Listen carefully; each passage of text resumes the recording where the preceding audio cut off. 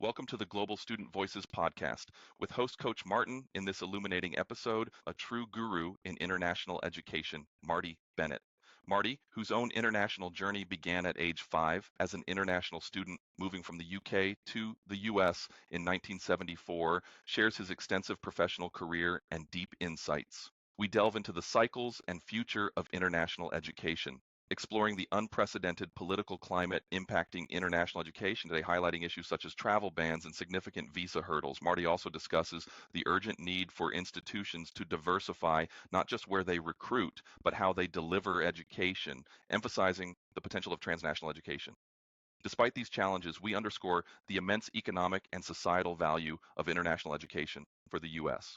Marty will also share his invaluable resources described as a cheat sheet for anyone in the field, helping colleagues stay informed and adapt their strategies. This is a must listen to understand the complexities and embrace the future of global education. Hi, and welcome to Global Student Voices, the podcast that brings you exciting stories and invaluable insights from students, educators, and thought leaders around the world. I'm your host, Coach Martin, with 30 years of experience in international education. Join us each time when we navigate the exciting journey between international secondary school and university. Let's get started.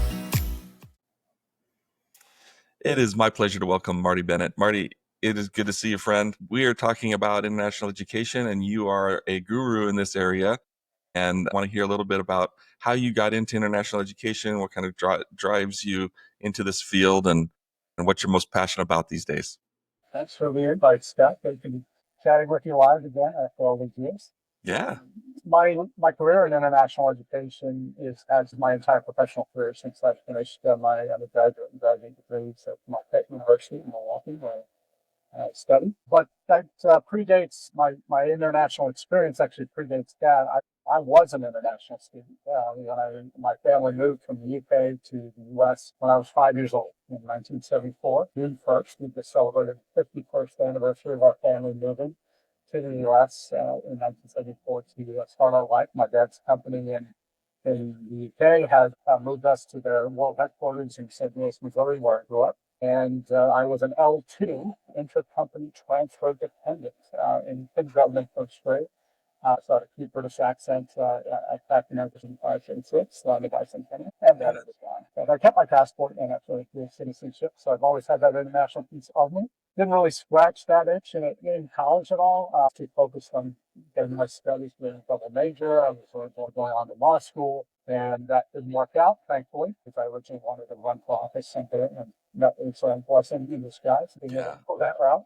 But certainly, I started working at my alma mater in 1993, summer 93, in the admissions office. And part of that experience allowed me to, within the first few months, get asked to do an international student recruitment trip.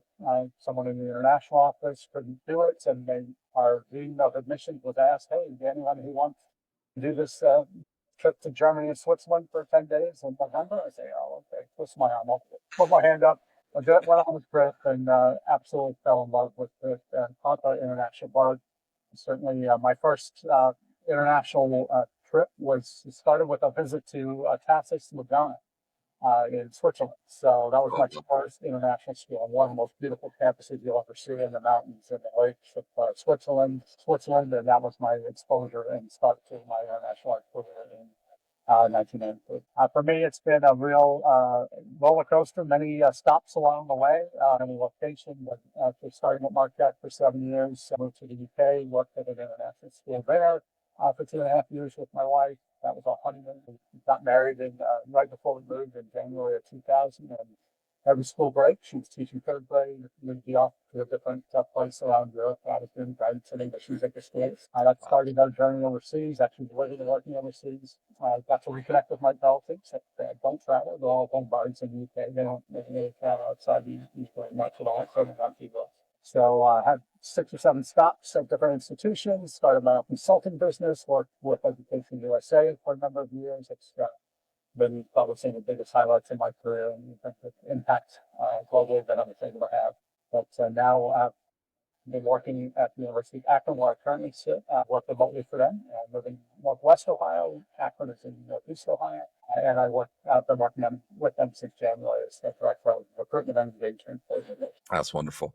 You host a, I don't know, podcast, a blog, I don't know what you categorize it in. I don't know the difference in the categories, but tell us a little bit about that and kind of what the value add is for that information. Yeah, absolutely. When I started my consulting business in 2014, I just left Education USA, and I've had a couple of clients out the gate that I was working with, the British Council, IELTS test, and also College Week Live in the virtual college fair space. After a couple of years there, got a consulting gig at the University of Finley. It's what moved us from Virginia, where I've been working in Northern Virginia for Education USA. We moved back to Ohio, where my wife is from. And when I started a consulting business and was really focused on working with institutions, I wanted to have something of value for my colleagues in the field. And I've done the professional service organizations like NAPSA and CIS and others. And I realized that I needed to provide something of value to my colleagues and to do my service in a different way. And so I started actually in 2017, so 7 years ago this month, I started a weekly live chat where I talk about 3 issues of the day in the form of a question. In fact, later this afternoon, I'll be doing my weekly live chat for half an hour, covering 3 different topics, international education topics, to kind of provide my take on how news stories of the day are kind of coalescing around an issue, and talk about how we as institutions can respond to those and perhaps adjust how we manage our international education strategies to root students overseas and how to deliver education, what countries we focus on, those kind of things. So I do that through the lens of something called the 6 Ps. That's something I developed during the pandemic when we all had way too much free time. To 6 Ps of strategic international enrollment management. And that content made its way into a book this past year, 24 Entry Points to U.S. Education, where I authored a chapter on the 6 Ps. I put together these kind of guiding principles for how I've seen my philosophy related to international student recruitment, and more importantly, enrollment management, what that looks like and what that means. And we talk about those issues, and one of those issues is perspective. The first issue is perspective, and having a global perspective on how what's happening in the wider world impacts what we do in international education. Oftentimes, vice versa, what's happening nationally and how it impacts international education. That weekly live chat is a half hour. It's a live video. It goes out on my consulting businesses, YouTube, LinkedIn, and Facebook pages. I also make an audio-only podcast version of that that's available on demand on all major podcast providers. We've had over, I think, 300, 4,400 downloads on that over the 7 years, and a large number of subscribers that are catching either live video version or podcast where you can download. And then I also do a newsletter that actually started about that same time in 2018 that provides kind of hot takes on stories in social media. And that could be webinars, that could be how social media is being used in international ed circles, upcoming social platforms that you can on the radar of the universities, how AI is impacting what we do in international education, those kind of online blogs and other things I report on in that social media section. And there's a U.S. big picture section that talks about kind of the latest executive orders or acts of Congress or changes in regulations, anything that might be impacting day-to-day what we do in international ed here in the U.S. Then a solutions section, a central section where it focuses on where I see some people doing some creative things or proposing some solutions to our challenges that we face, or different hacks on how to recruit or where to recruit. And then finally, a global roundup that talks about what's going on in these other major destination markets, that how they are using national economic policy to help shape international education policy, providing more pathways for students and scholarships for students to come and study, but also stay and work because they have skills gaps they need to fill in their countries. So they're using international ed to come train students and hopefully get them to stay and get them contributing members to society. And that's a concept that we used to have as a nation of immigrants here in the U.S., and that seems to have gone away a little bit. In other countries that have declining populations, they seem to be really embracing it, and more centralized governments where they can coordinate policies through different areas of the economy. That global perspective again is something I try to use and talk about in the newsletter, which comes out Mondays.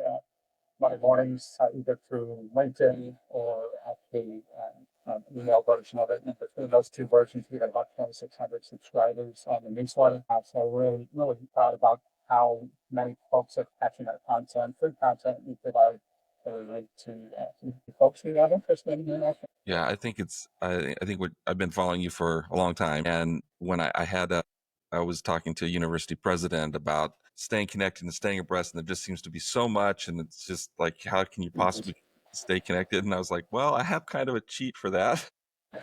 I just follow Marty Bennett. He keeps me abreast of the most important things. I can kind of get rid of the fluff and just think about the stuff that really affects international education. And I'm not at a university anymore. When I was, that's a life. I mean, it's a real gift that you've offered our community because there is so much.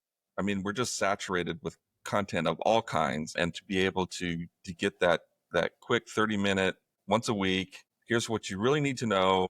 This is forget all the other nonsense.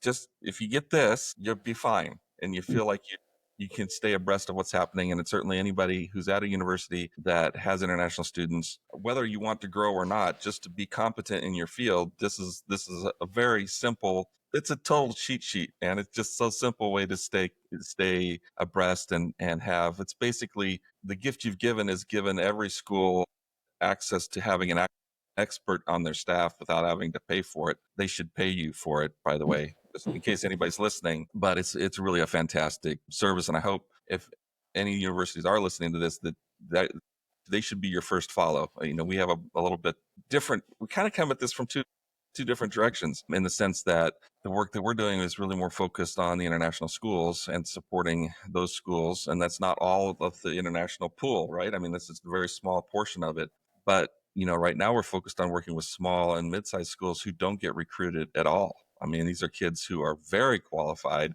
English speaking, often from American curriculums, and American colleges and universities have never heard of them, never recruit them. They just occasionally pop up on their campus, and they think, how have we never heard of you? And so in these kids, because they're at the small, mid-sized schools, they're not going through the U.S. education office in their country. They may or may not even know about it. They're not at a big international school that's getting visitors and are a part of virtual college fairs or anything like that. So it's, we kind of come at this from two different sides, but the link is, and certainly where we do overlap is as I've been looking for destination schools, or as I've been researching schools, found a number of U.S. colleges and universities who also are small and mid-sized and don't have an international office. They've got Professor so-and-so who traveled one time, and now he's in charge of their visa process. Yeah. And so he's willing, or didn't have a full load, and this is a way to get him full time, whatever. I mean, there's a lot of schools like that. And this is I think access to your information is a way for them to be equipped to do their job, at least minimally. And, whether or not they recruit or not, that, being able to provide a good service for the students and to understand what they're experiencing. And there's just so much horribly wrong information.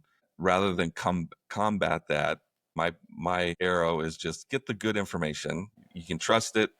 This is what's happening. It's just, I wish there were outlets on a variety of different ways for a variety of different issues. And for international education, I think you provided a great service. So where do you think I get into? I want to get into the content of your show. I think we need to log in, and it changes so frequently. So if you're listening to this a year after we recorded, whatever was hot today will be something completely different, whether it's domestically or internationally. But over the next, if we were to kind of predict trends. Hey there, GSV listeners. Before we dive back into our conversation, I wanted to take a moment to thank our incredible guests, the students, school officials, and thought leaders who inspire us with their stories and insights. As you're listening today, be thinking of ways that you can support the guests of this show. There are links in the descriptions with just some of the ways. I'm Coach Martin, your host and your partner in navigating the university journey. Whether you're exploring university options, preparing for for admissions or seeking support during your academic path, my books provide practical guidance and insights to empower your university success. Join me in individual coaching, group sessions, or courses designed to equip you for university life and beyond. I am from Brazil, but I attended an American school in Indonesia for my secondary education. So you know my situation was really confusing and really scary. Coach Martin really understands global students, and he loves helping us out. Again, thank you for listening. Explore the podcast description for links and resources and contacts discussed in today's episode. Visit www.theglobalstudentsolutions.com to learn more and embark on your journey toward university success. Now, let's return to our conversation. Is this a stable arena in terms of, or are we just gonna? Is this a dying thing? Americans can no longer provide educational resources to the world and should just give it up and close down all of our universities? I mean, where are we at? Well, it depends on who you talk to for that answer. I think in terms of the political situation today is unlike anything that I've seen in my career. We've always had fluctuations, and there's always cycles in international education. When I tell colleagues today, well, you heard about one of the things that's been popular is the travel bans that the Trump administration put down, and the one in that first set that is most directly impacts international education in the U.S. is Iran. Iran has, even though we haven't had an embassy in Iran for over 46 years, since the hostage crisis in '79, what people don't realize that we've still had Iranian students coming to us because there's a huge Iranian diaspora, including in the U.S. They live in other places in the Middle East, they live in Southeast Asia, they're all over the world. They still have interest in coming to us, largely for PhD programs. But they still wanted to jump through some very significant hoops to get here. Whereas a visa for students in China or India, even though the two largest countries in the past, particularly India, had a lot of backlog of visa claimants, they can get their visas within 3 months and get to campus for the time of the fall start. Whereas Iranian students have to wait a year to 2 years of special administrative processing that they have to go through before they could get visas. But now that's off the table. There are no exemptions in the current travel ban list of 29 countries, or 19 countries, that have exemptions for students. In Trump 1.0, there were. So those have been cut off completely. So Iranian students at this point cannot come to the U.S. unless they already have an existing valid visa. So when I tell colleagues who are newer to the field, I just did a consult down in University of South Alabama last week and talked to some of their staff that are more new or newer to the profession. They didn't know that, hey, 1979, Iranian students were the number one population of international students in the U.S. So these things go in cycles. Yeah. And Indian and Chinese students have kind of dominated as their populations, obviously quite far and away of them wanting to discuss single populous countries in the world, and also number one or two most common international students for the last 20 years or so have been the number one and two countries. So these students to us. But there's variations on the thing. Countries come and go off that list. But the landscape today is very different. The closest I can see it was to where we are now is during the pandemic when everything shut down. It's not quite as severe as that. Students couldn't travel. Now that was because of a global pandemic, whereas now there's significant restrictions. There's travel bans in certain countries. In terms of visa processing has been the biggest hang up this summer. Beyond just the general climate of anti-immigrant kind of politics coming out of the White House and the policies that are coming out of the White House, even from almost day one of the administration. Right.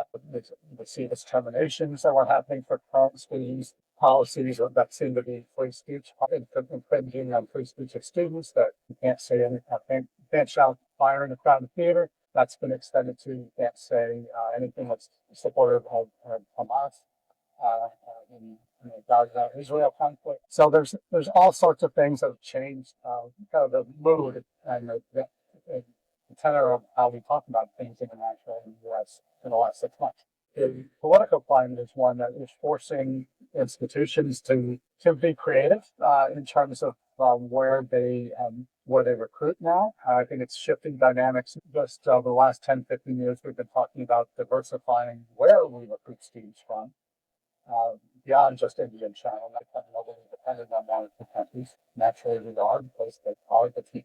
Volume is volume, right? Half of your students are going to come from from those two countries, like in most cases. You got to now think not just diversifying where they're coming from, but diversifying how you're delivering your education, and that is leading to conversations. For me, at this point in my career, though I've had most of all that time has been focused on helping students that are coming to the U.S. to study, helping them through their journey on campus, and graduating, finding employment, all of that, doing a full life cycle international student office kind of responsibilities for our campus, and helping universities develop strategies to help manage that, grow their populations, take care of their population, graduate students successfully.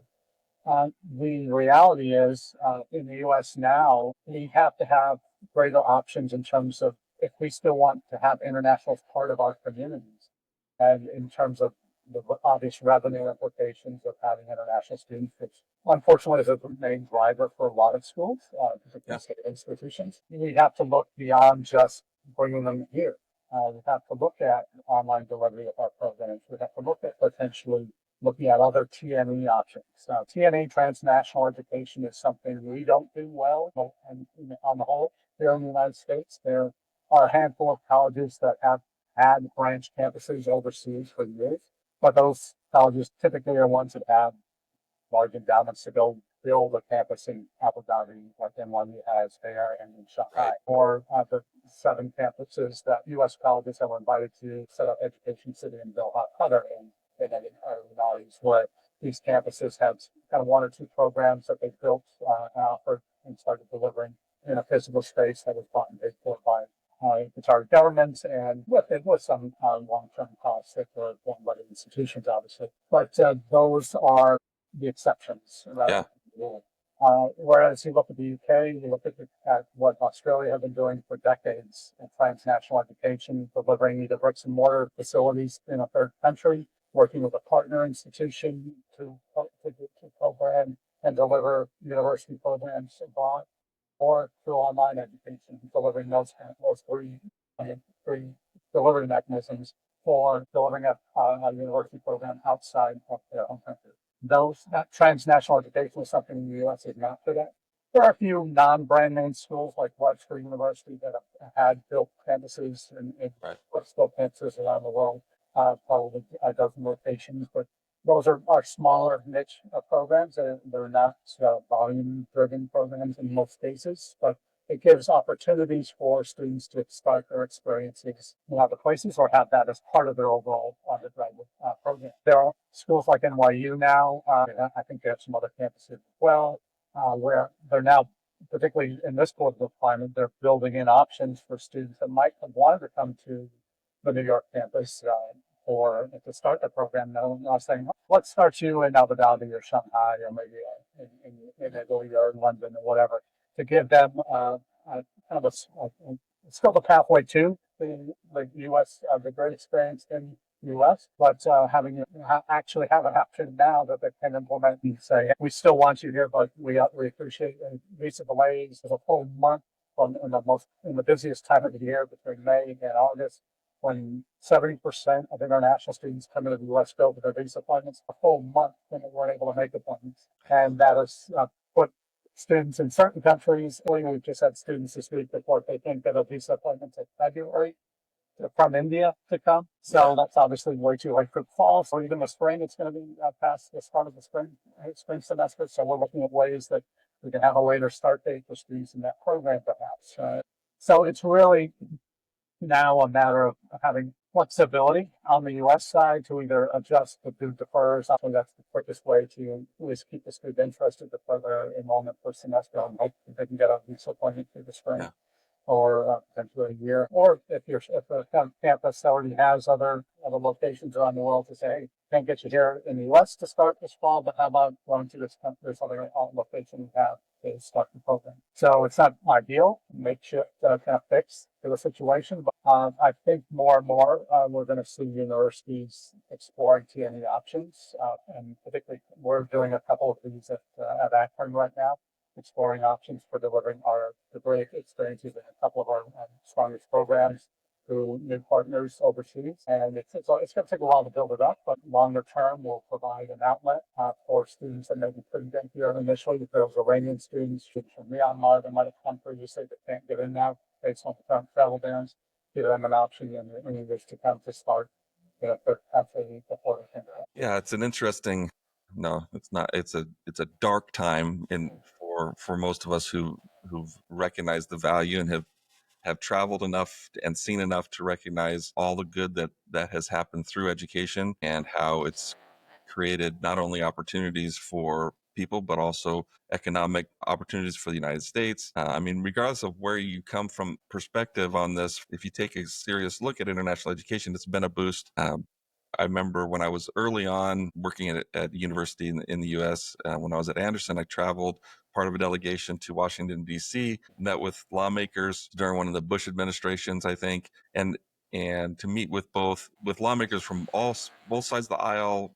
And the diversity at that time, there weren't really there was differences among Republicans, there were differences among Democrats, and everybody kind of had their own perspectives. And yet, regardless of their perspective, the value of international education and, whether you just want to see economic boost to your state, okay, let's have the colleges in our state should thrive. Like, that's a no-brainer, right? I mean, it's obviously this is a huge economic boom. For those of us who come at it from the value of this interconnected world and seeing how valuable it is to know people in different places and to learn from that and what that means as far as the virtue of education, it's a no-brainer. We should be learning together. And liberal arts education, which is the basis of the American model, has always been the best at it. It's just that's just reality, and it's why there is a demand for American education. It's why this growth of international schools, specifically designed to get into American model education, is a trend. It's trending up, and yet the U.S. is now in this. I guess to me, I think of it as kind of like a sports team that is in a rebuilding phase. Like, okay, we're clearly not going to win any championships in the next couple of years, but what can we do as institutions to prepare ourselves for a brighter day? Because if we're not preparing for that, then we're just succumbing to this darkness. And to me, that's unacceptable, particularly in education. You and I were on part of those same delegations in the mid-90s, in D.C., meeting with folks like Senator Richard Lugar, Senator, may rest in peace, probably a more moderate Republican coming out of the Reagan area. Reagan era was one of the leading voices in nuclear disarmament and the treaties we signed coming out of the Reagan administration with Russia. But he was always a voice of reason. When it came to international education, we took a delegation to met with him personally. We gave him a framed copy of the state resolution that was passed supporting international education as a way of saying thank you to him for even having to do with that resolution, as a way of thanking him.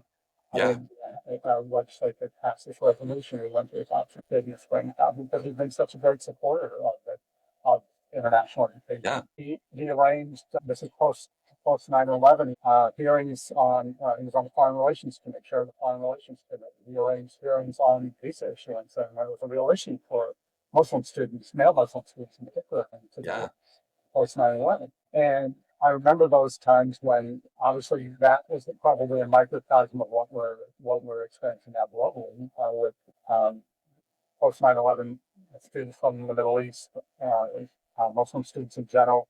There was a real fear about coming to the U.S. because of fear of reprisals, fear that they can be targeted because of who they are in their faith. And we did a lot in Indiana, at the destination of Indiana, to separate the ability to have work with education. Say we had a Muslim Student Issues Conference at IUPUI one summer or 1 year pre-NAFSA, and that conference came out of a video that The police public safety officers that IUPUI developed in conjunction with the international office, that was for Saudi students. They were just starting to come in numbers through the Saudi scholarships. And at that time, there were some reprisals of students, and male students in particular, wearing their traditional costumes around campus, or when they get pulled over by police. There were some issues, and the police and the international office on campus developed this video, and that they viewed that at that Muslim Student Issues Conference, where we had 40 or 50 Education USA advisors from around the world, from not Muslim majority, but ones that have sizable Muslim populations, to learn about how we're dealing with these situations on the ground in the U.S. and in the close 9/11 world. And that's the closest comparison I can think to what we're dealing with now in terms of international students probably seen as the enemy in certain circles of the U.S. Yeah. And on our campuses, they're clearly not. We know how to take care of them. That's our goal. That's why we get so defensive with everything, and we take it personally with everything that's been happening with the federal government policy implementation over the last few months. But it's how we come together as a community and how we advocate for the change that we need to see. For funding to be maintained for the State Department folks. We just heard on Friday last week that 1,000 colleagues didn't let go at the State Department, many of them in the Education Cultural Affairs Bureau that operates Education USA globally. Folks still not sure what that global impact looks like for Education USA. But those are some things that we tend to take very personally in international education, because these are supposed to be our defenders in government, and now having their legs cut out from under them. The Education Department the Supreme Court has approved the dismantling of the Education Department. So it doesn't have a whole lot outside the Fulbright program for our students going abroad, funding-wise. Doesn't have a whole lot to do with international education. The concept that that was shut down, the Fulbright student program is shut down as part of the budget cuts, and funding-wise, we know about USAID going away, which has huge self-power implications for the U.S. That would raising that value, and then its implications. You know what PEPFAR funding that was going to South Africa to prevent its expansion and shipments. Obviously, losing that funding that maybe gets put back in this new reconciliation bill. Who knows? But there's so many of those things that have happened in the recent months that will cast a shadow and say on what we feel about our profession and our future in this field. But those of us on campus that are the true believers that are in it for the students and doing what I think when we see the value of these students coming to our campuses, interacting with our domestic students who most of our campuses aren't going abroad. They've never maybe even traveled on a plane before, that they were not exposing them to students from around the world.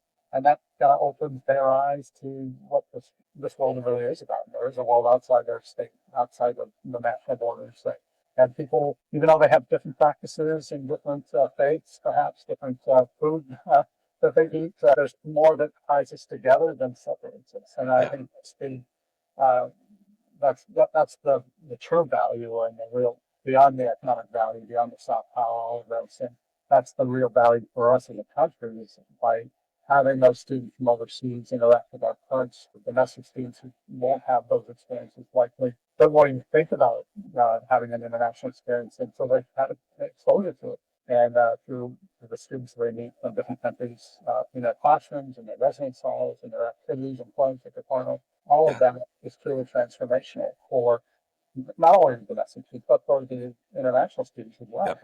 That's why they come. They want to have that truly unique American experience, and we deliver that in the U.S. through our campus environments and have the purpose-built facilities that most of the rest of the world does not have and provide. Right. Well, I think that's a great summation, and I thank you for your perspective. Thank you for the work that you continue to do and the way you share and equip schools, universities in the U.S. And I hope that we get to celebrate brighter days in the not too distant future. In the meantime, continue to do. Please feel encouraged that what you're doing is really important and is making a difference. It's making an impact. Again, the links, there'll be links, whether you're listening to this on a podcast or watching the video, there's links in the description. You can find the great work that Marty's doing and his contact information. Please pay this guy generously. He's done great work for us, and we've always, because he's a missional. I know, because he's a missional person. He's been happy to take much less than he's deserved, his knowledge and information. And I'll put a link for the book as well in there. I don't know how I missed that, Marty. My fault, but we'll get a link on the website as well.